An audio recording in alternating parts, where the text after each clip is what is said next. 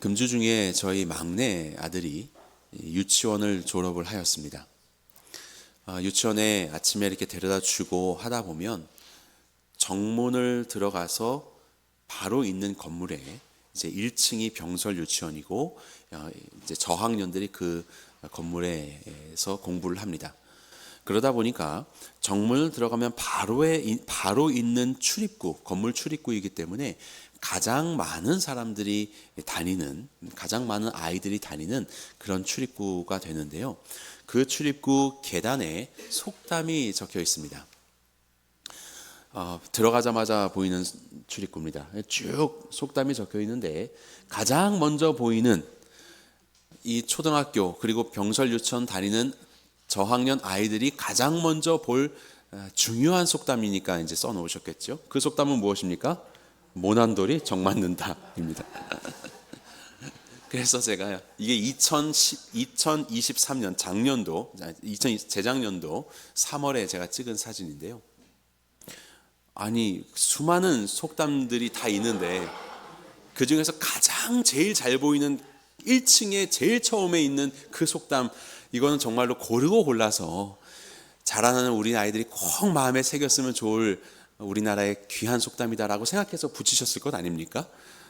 정하시고, 근데 모난돌이 정 맞는다라고 하여서 살짝 걱정이 되었습니다. 병설 유치원을 그렇게 다녔는데요. 그러다가 작년 여름에 대대적으로 학교가 공사를 했습니다. 그래서 정말 뼈대만 남기고 다 철거를 했어요. 그래서 그 학교를 가보니까 이제 안에는 못 들어가게 되어 있고 복도에 걸려있는 아이들 그림이나 뭐 이런 모든 작품들도 다 철거가 되어 있는 거예요. 창문부터 시작해서. 그래서 제가 그 마음속에 무슨 생각이 들었냐면 속담도 철거가 되었겠다.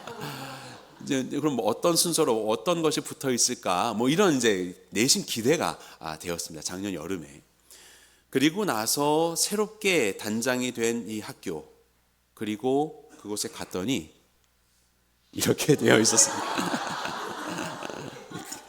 이번 주에 제가 찍은 겁니다. 뭐 벽이나 이런 데는 다 이제 컬러도 새로워지고 했는데 속담은 그대로 있었어요. 그래서 새로 만들어서 다시 붙였는지 뭐 원래 있던 걸 안 떼는지 모르겠지만 지금도 들어가면 가장 많은 출입구, 가장 많은 사람들이 출입하는 초등학교 저학년과 병설 유치원 입구에는 이 속담이 있습니다. 그런데 이제 저희 아이가 졸업하지 않습니까? 이제 유치원을 졸업했는데 우리 아이는 저희 가정에서 생활하는 걸 보니까 모난돌이 되는 것을 전혀 두려워하지 않습니다. 그런 걸 보면서 정말로 중요한 건 우리 선생님들의 교육 철학과 그분들의 마음에 뭐가 있느냐, 이게 중요하다라는 생각이 들면서 감사한 그런 졸업식을 치르게 되었습니다. 우리가 다음 세대, 혹은 제가 말하는 다음 세대는 단순히 자녀들을 말하는 것은 아닙니다. 믿음의 선배들로서 뭐 연륜과 우리의 어떤 나이와 상관없이 믿음에 먼저 된 자로서 앞으로 주님을 만나야 될 이 수많은 우리 믿음의 후손들에게 우리는 무엇을 증거해야 할까? 무엇을 전하며 남겨며 살아가는 존재인가라는 것을 한번 생각해 볼 필요가 있습니다. 우리가 지난번에 살펴본 것처럼 착한 양, 착한 목자로서 우리가 나아갈 때 양들이 목자를 따라서 간다고 하지만 그 양은 분명 그가 서 있는 그 자체로 인하여서 그 뒤에 서고 있는 다른 양들에게 목자로 향하여 가게 되는 그 길을 밝혀주는 등불이 된다는 것을 우리는 기억해야 할 것입니다.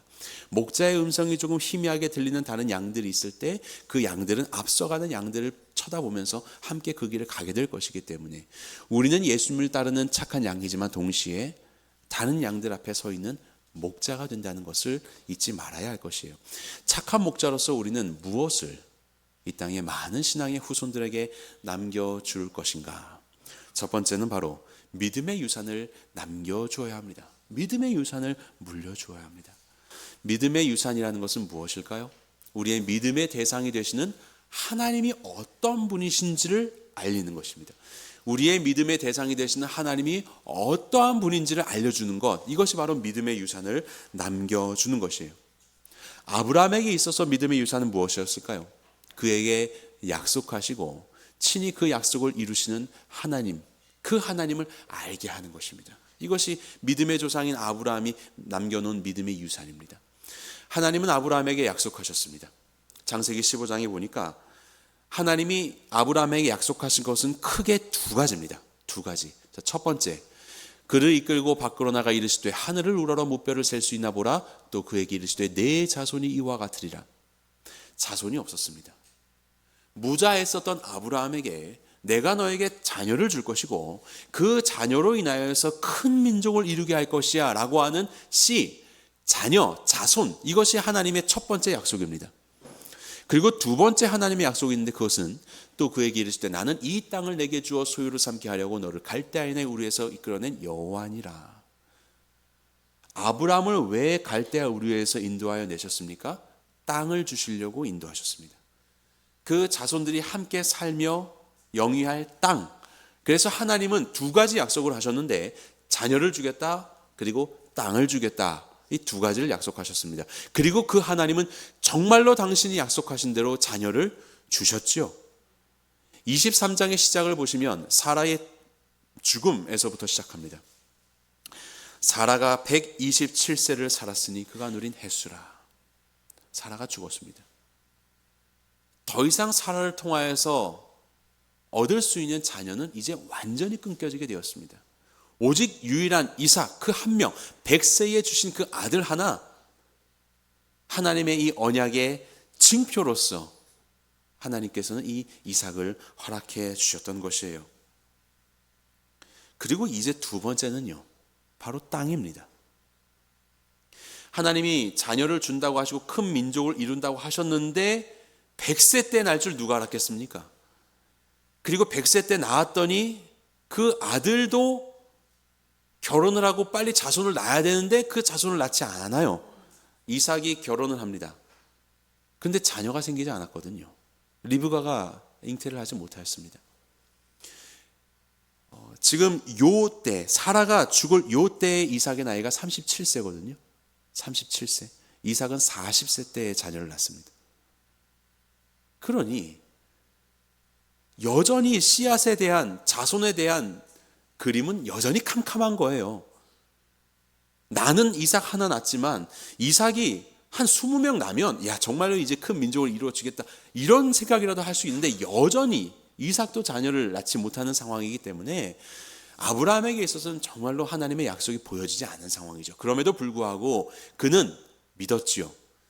그래서 이삭을 바치라고 하셨던 하나님의 말씀에 순종해서 모리아 산으로 가서 이삭을 바치지 않습니까? 히브리서의 말씀을 보면 뭐라고 말씀합니까?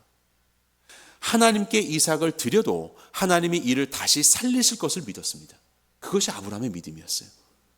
자녀를 통해서, 이삭을 통해서 민족을 이루겠다고 하셨으니 하나님의 말씀 따라서 내가 이 자녀를 번제로 드려도 하나님은 이 아이를 다시 살리시면서까지 하나님의 약속을 이루실 그런 놀랍고 신실하신 약속을 이루어 가시는 하나님을 아브라함은 믿었어요. 이것이 놀라운 하나님의 아브라함의 믿음입니다.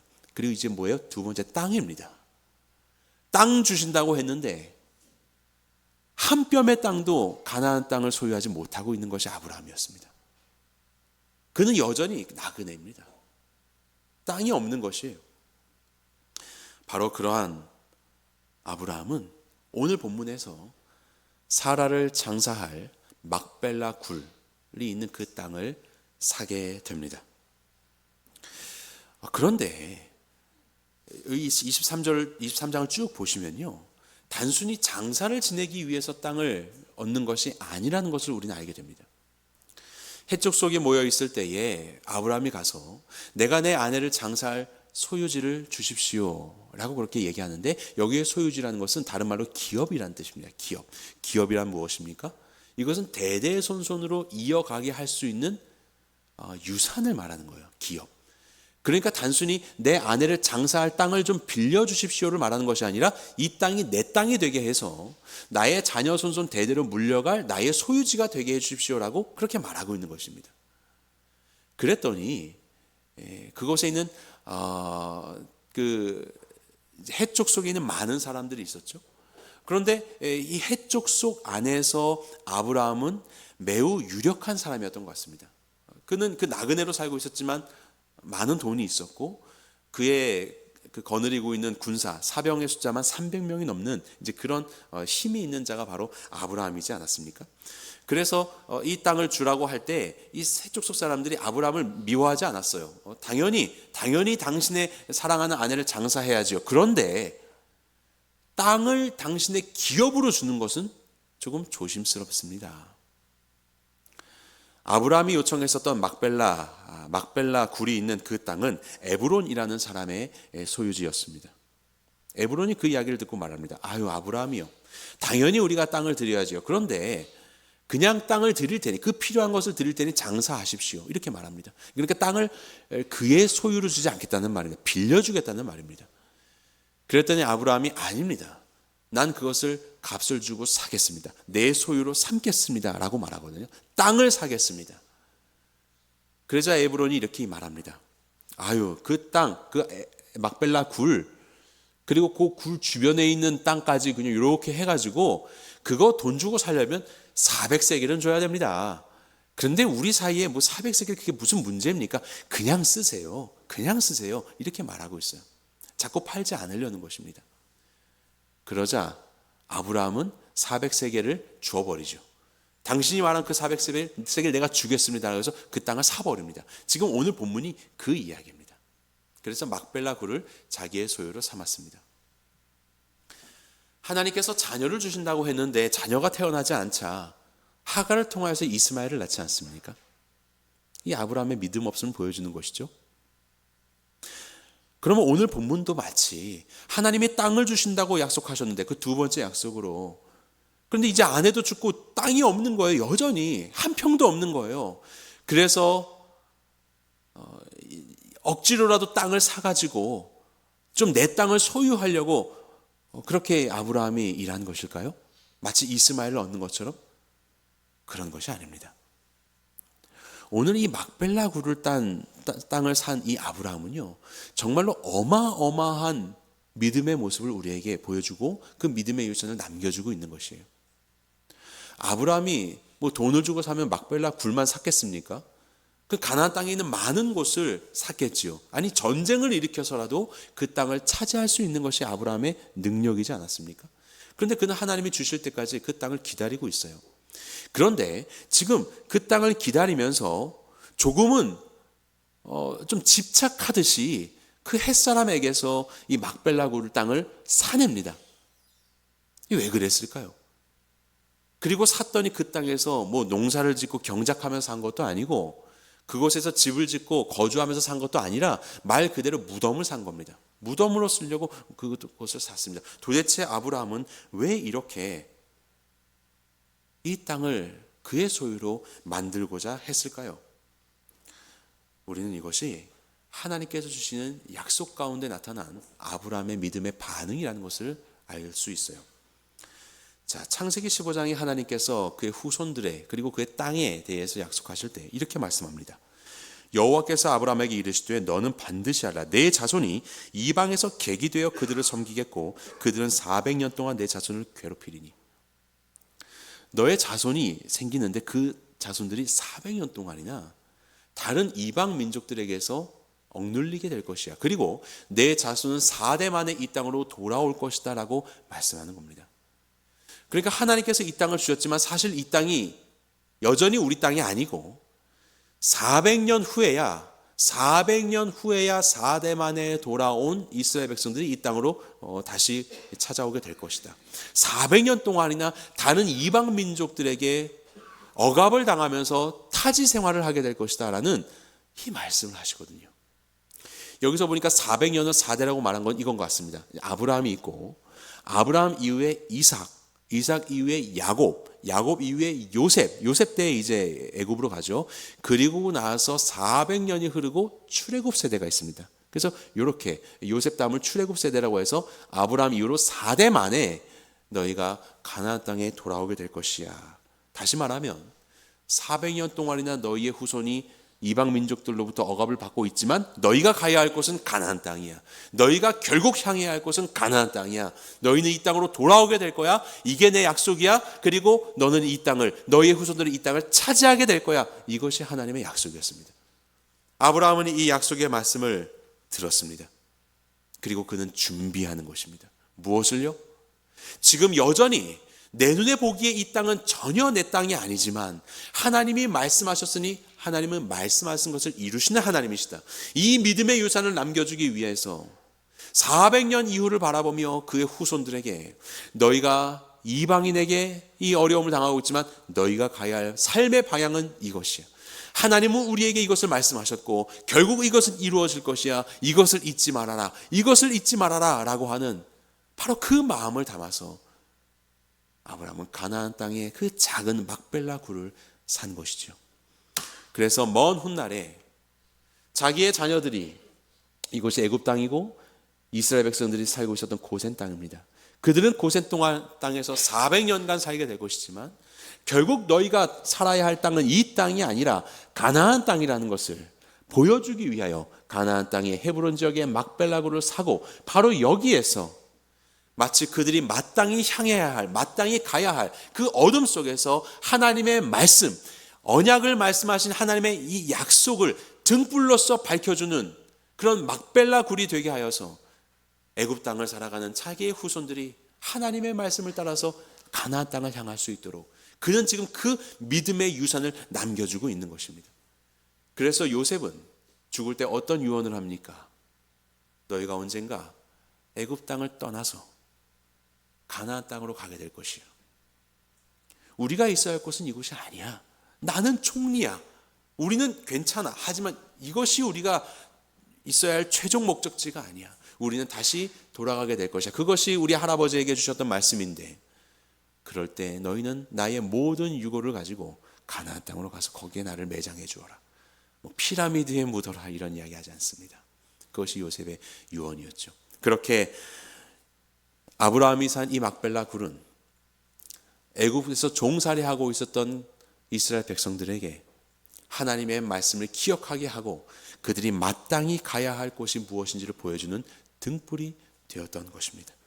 아브라함은 바로 이 믿음을 소유한 자였어요. 자녀에 대한 믿음, 하나님이 주신 땅에 대한 믿음, 그 믿음을 가지고 이 믿음의 유산을 남겨주고 있는 것입니다. 하나님은 당신의 말씀을 반드시 이룰 것이야. 너희는 그 말씀을 잊어서는 안 돼.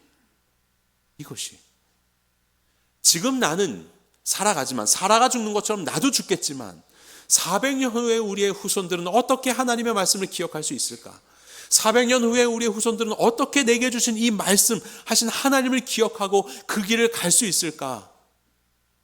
그는 그것을 준비했던 것입니다. 오늘날 우리들은 어떻습니까? 우리들은 어떤 믿음의 유산을 남겨주어야 할까요? 올해로 30주년을 맞이한 우리 새누리교회, 하나님께서 착한 양 착한 목자의 말씀을 주시고 누가복음 15장에 정말로 그 탕자를 맞이해 주신 아버지의 심정을 우리에게 말씀하시며 그것을 깨닫게 하셔서 이 교회를 시작하게 하셨는데 우리에게 계시하신 그 하나님을 우리는 어떻게 이 다음 세대에게 전수해야 할까요? 우리의 믿음의 후손들에게 어떻게 전수해야 할까요?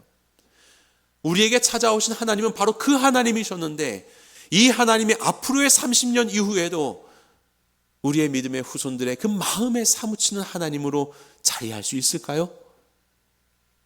우리는 무엇을 준비해야 되는 것입니까? 무엇을 남겨야 되는 것입니까? 아브라함은요 정말로 힘이 있는 사람이었어요.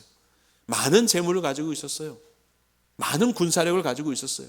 그런데 아브라함은 400년의 후손을 바라보면서 그가 남겨주려고 하는 유산은 더 많은 재물도 아니고 더 강대한 군사력도 아니라 말씀하시고 그 말씀을 이루시는 하나님을 알게 하는 것, 바로 이 믿음의 유산을 준비했던 자가 아브라함이었습니다. 우리 교회뿐만이 아니라 우리가 가정은 어떻습니까? 여러분들 자녀들에게 어떠한 유산을 남겨주기를 원하시나요? 지금 무엇을 그렇게 준비하고 계시나요? 우리 부모 세대가 만난 하나님은 어떤 하나님입니까? 이 하나님을 우리가 어떻게 우리 자녀들에게 전수할 수 있을까요? 아브라함은 바로 그 하나님을 자신의 후손들에게 남겨주기 위하여서 막벨라 굴을 샀고 그들로 칠 것 같은 어둠 속에서 잊지 말고 이 땅으로 올 수 있도록 그 그것을 준비하였었던 자가 바로 아브라함이에요. 믿음의 유산을 우리가 어떻게 남겨줄 수 있을까요? 그것은 바로 두 번째입니다. 믿음의 이야기를 통해서 남겨줄 수 있습니다. 믿음의 이야기요. 땅을 받는 것, 하나님이 약속하셨고 마침내 그것을 이루실 것이라는 것을 믿는 것 좋습니다. 그리고 그 땅으로 결국 너희들은 돌아오게 될 것이야. 그것으로 이렇게 말씀하신 하나님을 너희도 경험해야 돼 라고 하는 것 좋습니다. 결국 이 믿음을 가지고 이 믿음의 유산을 남겨주기 위해서 아브라함이 했던 것은 무엇이냐면 막벨라고를 산 것입니다. 샀는데요, 그가 산 투자가 어떤 투자인지를 한번 보도록 하겠습니다. 오늘 본문의 말씀을 보면 아브라함은 막벨라고를 은 40세겔에 삽니다. 세겔이라는 것은 무게의 단위인데 이 한 세겔이 약 10g 정도거든요. 은 10g. 그래서 400세겔은 4kg가 좀 넘습니다. 은 400을 주고 이 땅을 샀는데요. 그 땅이 무슨 땅입니까? 그냥 무덤. 뭐 다른 것도 아니고 그냥 무덤을 위해서 샀어요. 그런데 이후로 요셉이 형들에 의하여서 미디안 상인에 의해서 애굽으로 팔려가지 않습니까? 그때 요셉의 몸값이 20세겔입니다. 20세겔.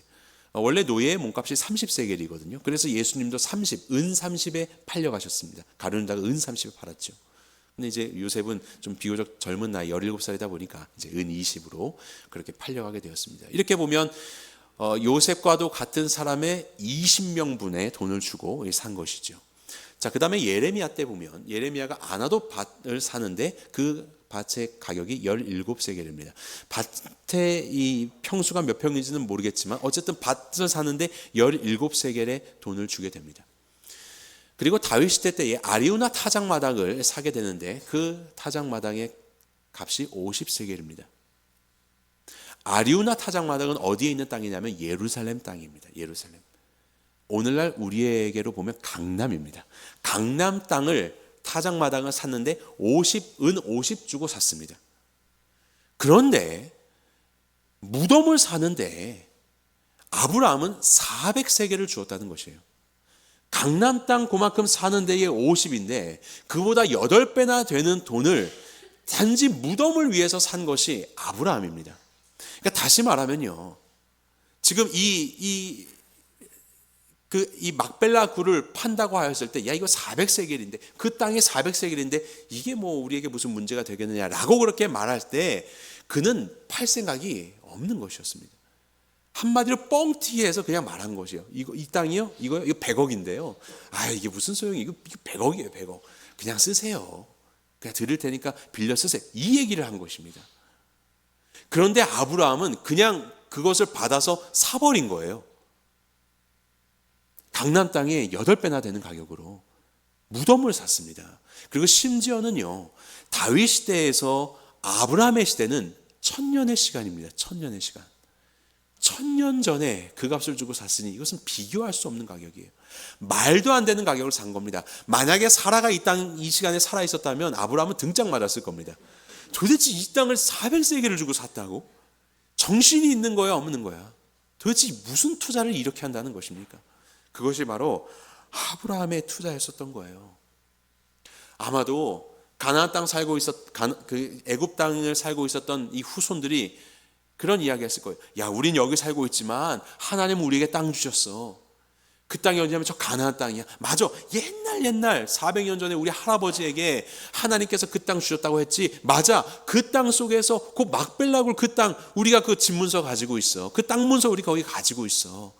우리는 그 땅으로 돌아가야 해. 우리는 그 땅으로 돌아가야 해. 그래서 그들은 어느 순간이든 그 땅을 돌아가기 위해서 늘 살았을 거예요. 그런데 그 땅 얼마에 주고 샀대? 400세겔. 말도 안 되는 가격으로 산 거예요. 말도 안 되는 가격으로. 그거 왜 그랬을까요? 왜 아브라함은 왜 이 말도 안 되는 가격으로 그 땅을 샀을까요? 이런 이야기가 신약성에 하나 더 등장합니다. 예수님께서 베다니에 잔치가 벌어지게 되었을 때 사람들과 함께 그곳에서 음식을 드시고 계셨어요. 그런데 갑자기 한 여인이 옥합 하나를 가지고 오더니 그 옥합을 깨뜨렸어요. 향유, 그 귀한 향유가 담겨 있었어요. 아마 그 옥합은 이 여인의 평생의 자산이었을 것이라고 생각합니다. 그런데 그 평생의 자산을 깨뜨려 가지고 예수님의 발을 씻기는 거예요. 예수님의 머리에 붓는 거예요. 그래서 가룟 유다가 말하죠. 아니 도대체 이 귀한 걸 가지고 무슨 짓을 하고 있는 것입니까? 이것을 300데나리온에 팔아서, 1년치의 품삯이죠. 300데나리온에 팔아서 가난한 자들을 도와도 훨씬 더 유익한 일이 될 텐데 지금 이것으로 이렇게 허비하고 있습니까? 라고 그 여인의 행동을 책망합니다. 그런데 예수님께서 뭐라고 말씀하세요? 아니다. 이 여인은 나의 장사를 지금 예비하고 있는 거야. 나는 이 땅에 죽으러 왔어. 내가 죽을 것인데 죽는 자에게, 그 시신에게 향유를 바르듯이 이 여인은 나의 죽음을 준비하고 있는 것이다 라고 하면서 너무나도 기뻐하셨습니다. 그러면서 무슨 말씀하십니까? 천하 어디든지 복음이 전파되는 곳에는 이 여인이 행한 이 일도 함께 증거가 되어야 할 것이다 라고 말씀하셨어요. 이 여인이 행했던 이 이야기가 어느 곳이나 복음이 증거되는 곳에 함께 나누어져야 된다고 이야기하셨어요. 왜 이렇게 예수님께서 기뻐하셨습니까? 이 땅에 오신 예수님, 우리의 죄값을 치르기 위해서 죽으실 그 예수님, 그의 죽음으로 우리를 구원하여 주실 이 메시아 되신 예수님이, 많은 사람들은 그것을 깨닫지 못하고 있었지만 이 여인은 알았나 봐요. 그 죽을 예수님을 알고 장사를 예비하였다. 나를 위해서 오신 예수님께 너무나도 감사하여서 그 죽으실 예수님을 위하여서 내 모든, 사실 주님께서 행하시는 이 일들에 비하면, 이 은혜에 비하면 아무것도 아닌 이 한 옥합을 깨뜨려 너무나도 귀한 주님의 죽으심을 기념하고 감사하는 이 여인의 믿음, 그 여인의 믿음을 너무나도 귀하게 보셨던 것이에요. 이 믿음의 이야기가 복음이 전파되는 곳, 천하 어느 곳에든지 함께 증거될 수 있도록 해야 한다라고 그렇게 예수님은 말씀하고 있습니다. 값이 중요하겠습니까? 아닙니다. 여기에 보이는 십자가도 마찬가지지요. 우리가 십자가 보기에 참 예쁜 비율로 이렇게 보여 있지만 사실 십자가는 로마 시대 때 가장 극심한 처형 사형틀이지 않습니까? 가장 잔혹한 사형틀이요. 우리나라 조선시대로 보면 뭡니까? 이거 뭐 교수형도 아니고 참수형도 아니고 능지처참, 가장 잔혹하게 처형하는 방법이 능지처참이지 않습니까? 말에다가 묶어가지고, 소에다 묶어가지고, 그래서 이걸 우리식으로 표현하면 그때 묶었었던 손과 발 묶은 그 묶은 것들을 여기다 걸어놓은 것이에요. 지금 도대체 이것이 뭘 상징하고 있는 것입니까? 왜 하나님의 아들이 이 땅에 오셔서 그토록 처참한 모습으로 죽으셔야 했는가? 우리의 죄값을 사해주기 위해서, 우리가 달려서 영원한 지옥 형벌 가운데 이것조차 표현하지 못하는 하나님의 무서운 진노를 받아야 될 우리를 대신하여서 예수님께서 우리의 모든 죄값을 치러주시기 위해서 십자가 달려 돌아가신 것 아닙니까? 하나님은 이것을 말씀하셨고 예언하셨고 당신의 말씀대로 예수님 보내주셔서 우리를 위해서 죽으셨어요. 도대체 왜요? 그 하나님께서 나 같은 자를 위해서 왜 이런 일을 행하시죠?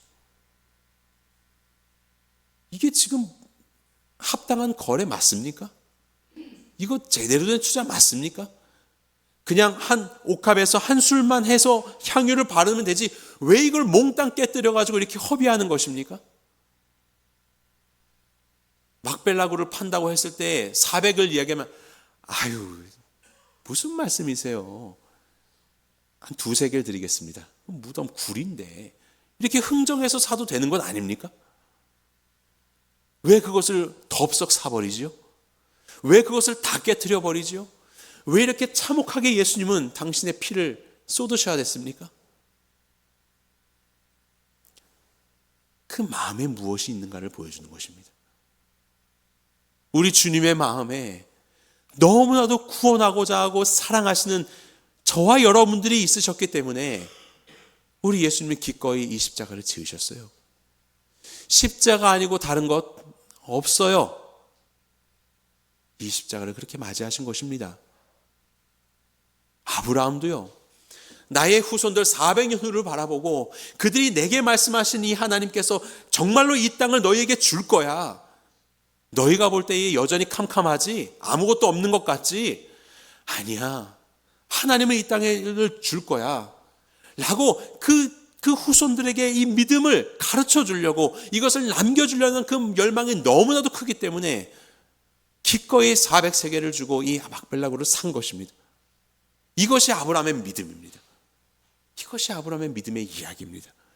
우리는 그 이야기를 통하여서 정말로 아브라함의 마음속에 있었던 이 절절한 하나님을 향한 신앙과 이 신앙을 그들의 후손들이 알게 되기를 간절히 바라는 이 믿음의 유산을 남겨주고자 했었던 아브라함의 진심을 발견할 수 있게 되는 것입니다. 이것이 믿음의 이야기입니다.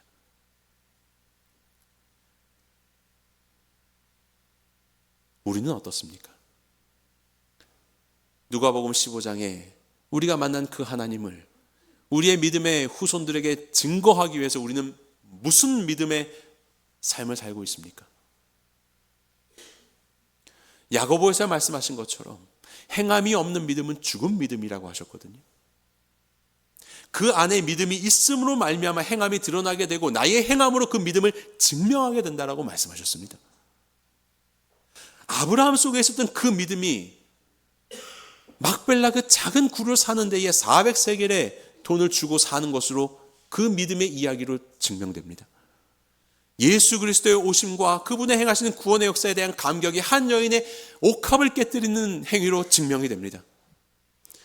우리를 사랑하신 하나님의 그 사랑이, 하나님이 우리를 어떻게 사랑하셨습니까? 라고 말라기에서 이스라엘 백성들이 반문하였지만 내가 너희를 이렇게 사랑하였노라라고 십자가 가운데 돌아가신 것으로 이 믿음의 이야기들로 하나님의 심정이 증거됩니다. 탕자를 사랑한 아버지의 마음, 아무것도 없는 우리를 사랑하셨던 하나님의 놀라우신 아버지의 그 심정, 누구나 이 심정을 만나 변화가 되고 용서받은 탕자가 되어서 빚진 자의 마음으로 살아간다는 우리의 이 삶의 걸음과 우리의 믿음의 고백을 우리는 어떻게 우리 후손들에게 증거하겠습니까? 관념적인 신앙에서 머무는 것이 아니라 이것이 우리의 실제가 되기 위해서는 이 마음이 우리 안에 가득 차 있어야 되는 것이에요. 가득 차 있어야 되는 것이에요. 아버지의 심정과 용서받은 탕자의 기본 자세와 착한 양 착한 목자됨이 무엇인지 이것이 우리 안에 가득 차야지 400세겔을 흥정하고 거기에 이렇게 돈을 이렇게 씁니까? 라고 할 수도 있겠지만요, 이건 뭐 돈 써서 무슨 이벤트 하자 이런 이야기를 드리는 것이 아닙니다. 우리의 마음이 그것으로 가득 차 있다면 무슨 보여주는 이벤트를 우리가 계획해서 한다는 것이 중요한 것이 아니라 우리의 삶의 걸음마다 우리의 마음에 있는 바로 그것이 우리의 행위로서 행함으로써 증명되어서 우리의 발자국으로 남게 될 것이요, 우리의 발자국이 우리의 믿음의 후손들이 보게 될 때에 등불이 되어서 바로 그러한 하나님을 만나게 되는 그 길을 인도하는 불이 되는 것입니다. 창립 30주년 준비를 위해서 무엇을 하십니까? TF 고생했으니 거기서 그냥 알아서 하시겠죠. 그리고 안을 내면 뭐 이상한 거 아니면 다 통과. 그것은 올바른 자세가 아닙니다. 우리에게 찾아오셔서 이 교회를 세우신, 세상에 수많은 교회가 있지만 특별히 우리 가운데 누가복음 15장의 이야기로 찾아오신 아버지 하나님의 심정 속에서 우리를 만나주셔서 이 교회를 세우시고 그 심정을 많은 영혼들에게 알게 하기를 원하시는 하나님의 마음이 무엇인지를 우리 모두가 함께 묵상해야 되는 것입니다. 우리의 믿음의 신앙의 선배들을, 우리 아브라함을 하나님께서는 어떻게 만나주셨고 그가 그 하나님을 만남으로 인하여서 그 자녀와 땅에 대한 약속을 어떻게 붙들고 살았는지를 자녀들이 알아야 하는 것처럼 우리도 우리의 믿음의 신앙의 선배들의 믿음의 걸음들을 보아야 합니다. 그리고 내게 찾아오신 그 주님을 나도 앞으로의 30년과 앞으로의 400년 후의 이 후손들도 이 예수 그리스도, 이 하나님의 심정을 고백할 수 있도록 우리는 무엇이라도 해야 되는 것이죠.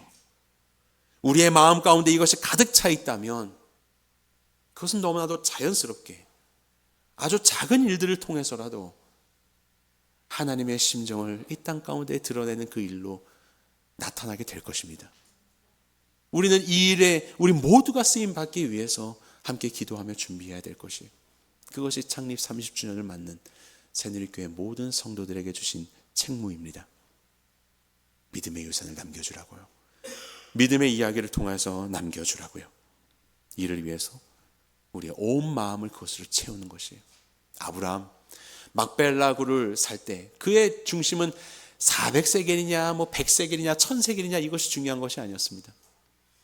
이 땅을 이제 드디어 우리의 소유로 삼았으니 아주 작은 땅이지만 별로 쓸모없는 그냥 굴이지만 이 땅이 등불되어서 이방 나라에서 400년간 고생하고 있는 우리의 후손들에게 하나님을 증거할 수 있고 그들이 가야 할 방향을 제시하는 등불이 되겠다. 그것을 400세겔로 샀을 뿐만이 아니라 그것에 자신과 사라와 아들인 이삭과 리브가 그리고 그의 아들인 야곱과 그리고 라헬입니까 레아입니까? 레아가 같이 묻혔어요. 이렇게 이 조상들의 뼈를 묻게 함으로 인해서 그 뼈가 묻어서 우리 조상들의 땅이 거기야, 우리 조상들이 묻혀진 곳이 거기야, 우리가 가야 할 곳이 거기야, 하나님이 우리에게 주신 땅이 바로 거기야 라고 그의 온 존재로 온 뼈로 그는 자신의 후손들에게 자기의 믿음의 이야기를 증거하고 있는 것입니다. 이것이 아브라함의 믿음입니다. 우리의 가정, 우리의 교회를 한번 돌아보십시오. 우리는 무엇을 남겨줄 수 있을 것인가? 아브라함의 아브라함의 군사력? 아니요.